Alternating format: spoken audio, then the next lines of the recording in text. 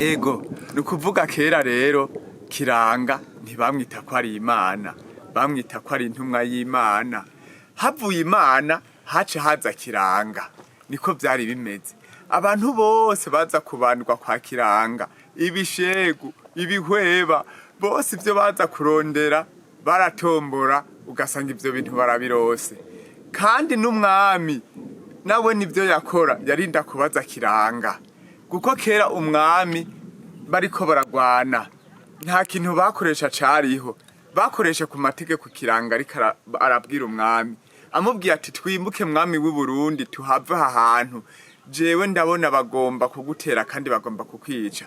Ni nk'uyu musi bovuga kurya umuntu bavuga ati umuntu arerekwa, uyu musi hariho abantu berekwa, ni kurya rero vyari bimeze. Kiranga ngo yari umuntu yerekwa agaca abwira umwami, kandi abwiye umwami ivyo bintu vyaca biba.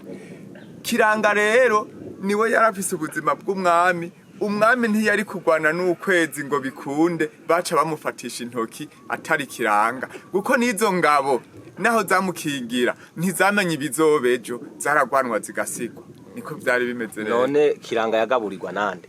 Ni ukuvuga ibwami hariho abo bita abakevyi, hariho abadahizi, hariho imiryango myinshi. Ni ukuvuga nk'iyo ngoro mubona yari ingoro bakinjikiramwo ibifungurwa vy'umwami. Tugeze ngaha ku musezero, aha naho umwami yotera akazuba gaserutse mu gitondo, akongera akahindurira amategeko aremera abanyagihugu. Iyo inama iheze yacaza ngaha ku musezero, agahamagara umuganwa mukuru ati mbwira ibintu wumvise biremera abanyagihugu. Yaca bihindurira ngaha ku musezero. Aha rero yavyagira araba gutya, carazira ko araba ino hari kwa Kiranga ku mupfumu.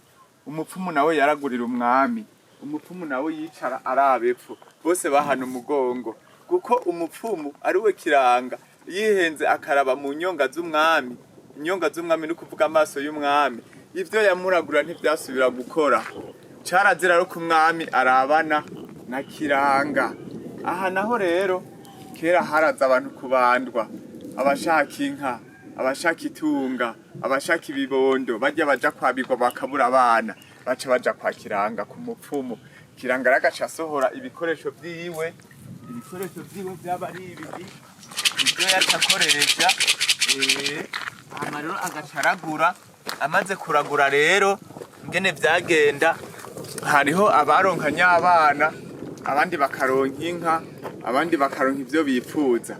Aha rero Kiranga yararaguriye umwami Mwezi Gisabo ati wowe urupfu rw'iwawe uzosubira iyo wazananye, ati kandi wewe urupfu rw'iwawe uzoza kuraba Tanganyika, ati ivyo rero ni wamara kubikora hazoba hageze kupfa, ati kandi uzocibwa amande y'inka 424, ati kandi bazokubuza ibintu byose bijanye n'umuganuro, kandi Mwezi Gisabo mu gupfa vyagenze uko nyene.